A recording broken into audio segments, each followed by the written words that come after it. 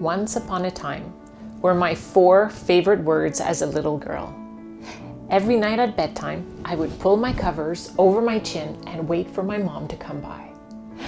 After a few minutes of excitement, she would walk in, tuck me in tight, and coyly ask, do we have time for a story tonight?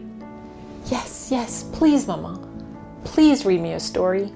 She would smile back at me as she knew of the beautiful moments we were about to spend together. And all those precious moments always started with those 4 magical words, once upon a time. Like many little girls of my generation, the first stories my mom told me about were of Cinderella and Sleeping Beauty. Stories about these young ladies who faced several challenges in their lives. The way those original stories were told led little girls like me to believe that to be happily ever after, we needed to be rescued. Challenges and adversities are part of life, that we grow up in fairy tales or in real life. Like many of us, I had my share of them. I saw my cousin fight cancer. I struggled with the death of my father. And I had to roll up my sleeves after a car accident rendered me paraplegic. Of course, like those heroines of my childhood stories, I was called to overcome those obstacles, follow the yellow brick road, back home to that sense we call normalcy. But somewhere along my journey to Emerald City or back home to my palace, I got stuck. I got stuck in the stories I told myself. Stories about this pitiful, ugly little duckling who couldn't manage life on wheels. If those stories were based on facts of my life, the way I recounted them always was from the stance of a powerless victim, reinforcing how hopeless and helpless I had been feeling. Imagine the worst moments of your life when everything falls apart.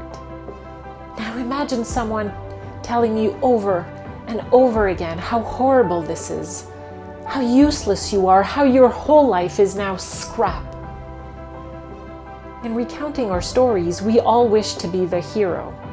But in doing so, we often forget about the one person, often hidden from view, that is as essential, if not more. The narrator.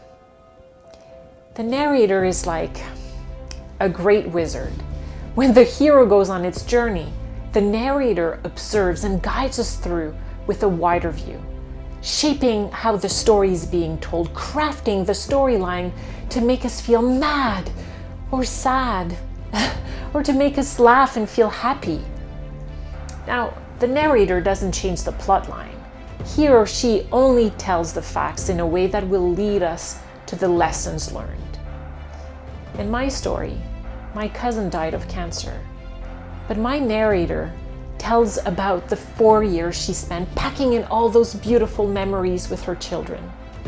And yes, in my story, my dad died before him and I could mend our relationship. But in providing me with a different perspective, I was able to forgive and be forgiven. And yes, there's that car accident and the depression that destroyed everything in its way. But my narrator reminds me that I am still here, living life with the love of my life, my son Thomas. With the transformative power the narrator holds, my stories became of courage and beauty. But the trick is, the narrator is you and me, which means no one's coming to save us but us. Sleeping Beauty has to wake herself up, and Cinderella can put her own damn shoe. The end doesn't have to be, as the narrator knows there is more to be said, and we all have the potential to tell those stories, gifting us with the ability to see our journey differently, and even tease a sequel. Now go on, tap your heels 3 times and circle back to once upon a second time, to a place where we can begin again.